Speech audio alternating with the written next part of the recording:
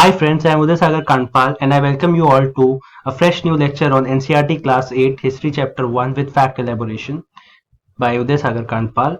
The name of the chapter is How, When and Where. So we will first talk about chronological dating. Chronological dating or simply dating is the process of attributing to an object or event a date in the past, allowing such object or event to be located in previously established chronology. This requires usually what is commonly known as dating method.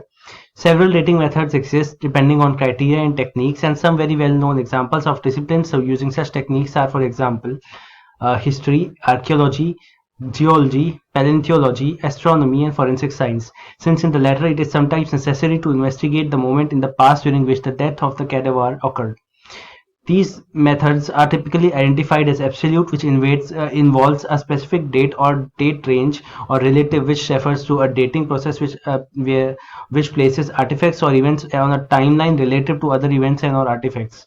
Other markers can help place an artifact over event in a chronology, such as nearby writings and stratigraphic markers. So we'll talk about relative dating first. Relative dating methods are unable to determine the absolute age of an object or event, but can determine the impossibility of particular event happening before or after the another event or of which the absolute date is well known.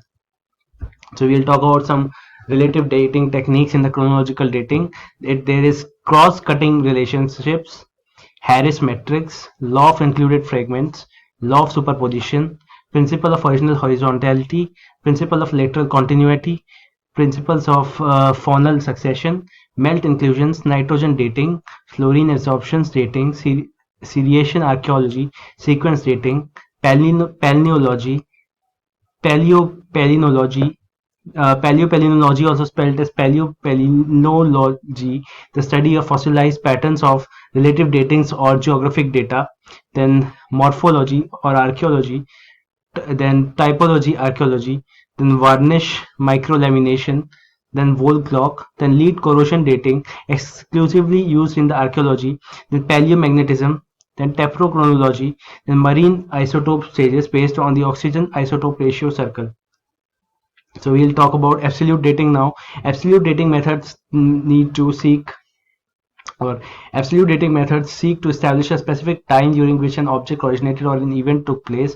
While the results of these techniques are largely accepted within the scientific community, there are several factors which can hinder the discovery of accurate absolute dating, including sampling errors and geographical disruptions.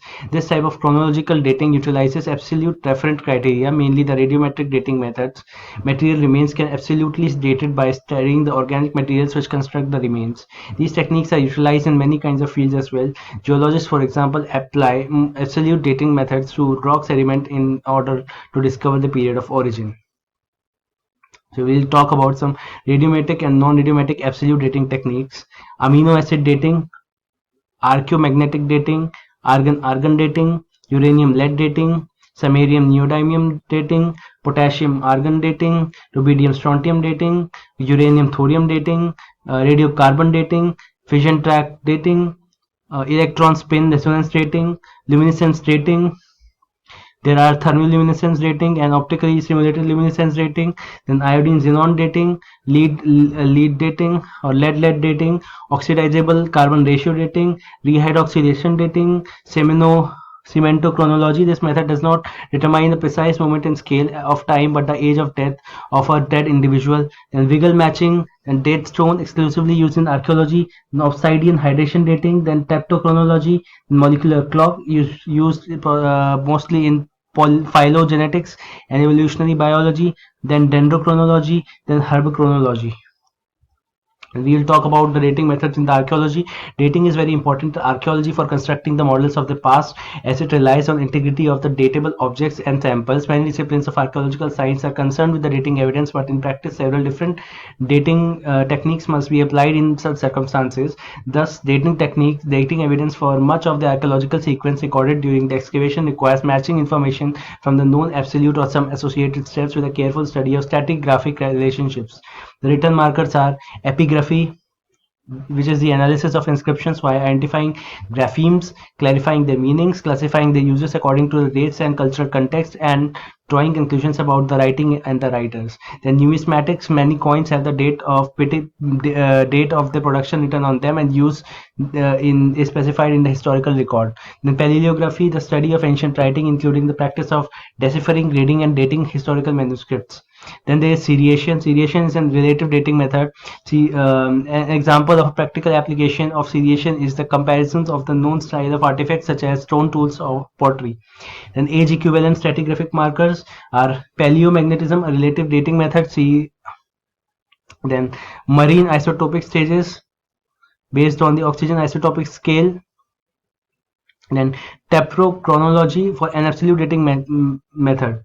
Then stratigraphic relationships. The stratigraphy of an archaeological site can be used to date or refine the date of a particular activities on that site. For example, if a context is sealed between the two other contexts of known date, it can be inferred that the middle context must date between these two dates. So this is called as stratigraphic relationships. The importance of dates. History is about changes that occur over time. Dating is important to keep a record of things that occurred over time. Some events like evolution of people's preference occur over time, like the liking of tea in India. History is dated because we need to keep account of big battle and their dates. It was about ruler and their policies. Then which dates? The dates we select, the dates around which we compose our story of the past are not important on their own. They become vital because we focus on particular set of events as important. If our focus or study changes, if we begin to look at the new issues, a new set of dates will appear significant. Consider an example. In histories written by British historians in India, the rule of each Governor General was important. These histories begin with the rule of the first Governor General Hastings and ended with the last Viceroy, the Lord Mountbatten, in a separate chapter. We'll talk about the deeds of the others. So the different the important governor generals or viceroys are Hastings, Wellesley, Bentinck, Dalhousie, Canning, Lawrence, Leighton, Ripon, Curzon, Harding, Irwin, etc. etc. How do we periodize? In 1817, James Mill, a Scottish economist and a political philosopher, published a massive three-volume work, A History of British India, in which he divided the Indian history into three periods, the Hindi, the Muslim, and the British. This periodization came to be widely accepted. We do so in an attempt to capture the characteristics of a time, its central features as they appear to us. So the terms through which we periodize, that is, demarcate the significance between the periods, become important. They reflect our ideas about the past. They show how we see the significance of the change from one period to the next. Mill thought that all Asian societies were at a lower level of civilization than Europe. According to telling of story, before the British came to India, Hindu and Muslim despots ruled the country. Now we'll talk about colonialism. Colonialism is the policy of a country seeking to extend or retain its authority over other people or territories, generally with the aim of economic dominance. In process of colonization, colonizers may impose their religion, language, economics, and other cultural practices on the indigenous peoples. The foreign administrators rule the territory in pursuit of their interests, seeking to benefit from the colonized regions, peoples, and resources. Colonialism is strongly associated with the European colonial period, starting with the 15th century, and with some European states established colonizing empires. At first, European colonizing countries followed the policies of mercantilism, aiming to strengthen the home country economy, so our agreements usually restrict the colonies to trading only with the metropole, mother country. By mid-19th century, however, the British Empire gave up mercantilism and trade restrictions and adopted the principle of free trade, with a few restrictions on tariffs. Christian missionaries were active in practically all of the Europe-controlled colonies because the metropoles were Christian. Historian Philip Hoffman calculated that by 1800, before the Industrial Revolution, Europeans already controlled at least 35% of the globe, and by 1914 they gained the control of 84% of the globe. Types of colonialism. Historians often distinguish between various overlapping forms of colonialism, which are classified into four types: the settler colonialism, the exploitation colonialism, the surrogate colonialism, and the internal colonialism. So we'll first talk about the settler colonialism. Involves large-scale immigration, often motivated by religious, political, and economic reasons. It aims to largely to replace any existing population. Here, a large number of people emigrate to the colony for a purpose of staying and cultivating the land. Australia, Canada, and United States all exemplify settler colony societies. The exploitation colonialism. Exploitation colonialism involves a few colonists, and the few focuses on the exploitation of natural resources or population of labor, typically to the benefit of metropole. This category includes trading posts as well as large colonies, where colonists were constitute much of the political and economic administration prior to the end of the transatlantic slave trade and widespread abolition, where indigenous was unavailable. Slaves were often imported to the Americas, first by the Portuguese and later by the Spanish, Dutch, French, and the British. The surrogate colonialism involves a settlement projected supported by a colonial power in which the most of settlers do not come from the same ethnic group as the ruling power. And internal colonialism is a notion of uneven structural colonialism between the areas of state. The source of exploitation comes from within the state.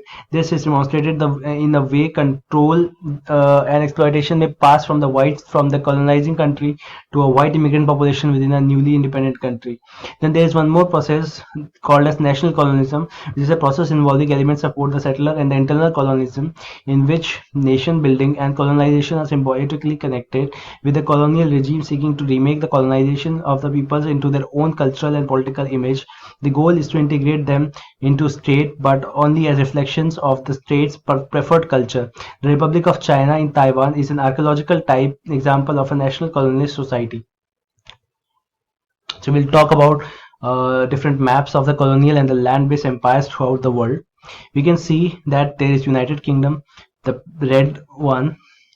Then there is France Kingdom, the blue one. Then there's Portugal Kingdom, and in the Brazil region, the green one, and the parts of India and Africa, and even the parts of Spain. Then there's Spain, the America and the Latin America, and the Spain and the Philippines. Then there is Netherlands in the Indonesia, Bali Sumatra region, and South Africa and parts of Latin America. Then we have United States Empire, the pink one near Washington and New York area, involving Wisconsin and other states. Then there is the Russian Empire, the purple one, it involves entire Russia. Then there is Ottoman Empire, the silver one, or the grey one. The grey one, which includes Turkey and the nearby regions of Arabia and Africa. So we can see this is 1800.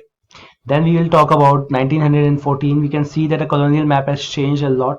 We can see that the British Empire, the blue one, the red one, is dominating in the map. The light red or the crimson red color, or the light red color, pardon me, the light red color is there in the Canada, the Africa, India, Australia, and other states. And other than that, you can see Russian Empire predominantly in Europe. Then there is American Empire, United States, the United States and the Alaska. Then there is the Turkish Empire there in Africa, and Turkey and the nearby states, and so on.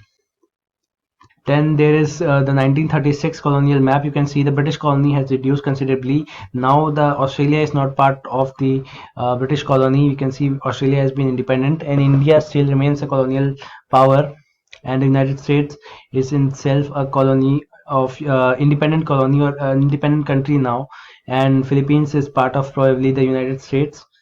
And now you can see the map of colonial land-based empire throughout the world in 1945. You can see India is still the part of the colony, but Australia and Canada are now British dominions involving South Africa, and the parts of Oman, Yemen, and UAE are the United Kingdom, part of United Kingdom. Then you can see there's a lot of French colonies in there in the blue. You can see in Africa, France, and the South East Asia. Then we can move on. So how do we know? Administration produces records. So one important source is the official records of the British administration. The British believed that the act of writing was important. Every instruction, plan, and policy decision, agreement, investigation had to clearly written up. Once this was done, things could have been properly studied and debated. This convinced produced an administrative culture of memos, notings, and reports. The British also felt that all the important documents and the letters needed to be carefully preserved, so they set up record rooms attached to all the administrative institutions. The village Tehsildar's office, the collectorate, the commissioner's office, the provincial secretariats, and the law courts all had their own record rooms. Specialized institutions like archives and museums were also established to preserve important records. Letters and memos that moved from one branch of the administration to another in the early years of the 19th century can still be read in the archives. You can study about the notes and the reports that district officials prepared, or the instructions and the directives that were sent by officials at the top to provincial administration. In the early years of the 19th century, these documents were carefully copied out and beautifully written by calligraphists, that is, by those who are specialized in the art of beautiful writing. By the middle of 19th century, with the spread of printing, the multiple copies of these records were painted and proceedings of each government departments. Now the survey became important. The practice of surveying also became common under the colonial administration. The British involved believed that a country had to be properly known before it could be effectively administered. By the early 19th century, detailed surveys were being carried out on the map to map the entire countries. In the villages, revenue surveys were conducted. The effort was to know the topography, the soil quality, the flora, the fauna, the local histories, and the cropping pattern. All the facts seemed as necessary to grow about to administer the region. From the end of the 19th century, the census operations were held every 10 years. These prepared detailed records of the numbers of people in the provinces in India, noting information on caste, religion, and occupation. There were many other surveys: the botanical survey, the geological survey, the archaeological survey, the anthropological survey, and the forest surveys. So we will talk about Archaeological Survey of India next. The Archaeological Survey of India is an Indian government agency attached to the Ministry of Culture that is responsible for archaeological research and the conservation and the preservation of the cultural monuments in the country. It was founded in 1861 by Alexander Cunningham, who also became its first Director General. ASI was founded in 1861 by Alexander Cunningham, who also became the first Director General. The first systematic research into the subcontinent history was conducted by Asiatic Society, which was founded by the British Indologist William Jones on the 15th January 1784.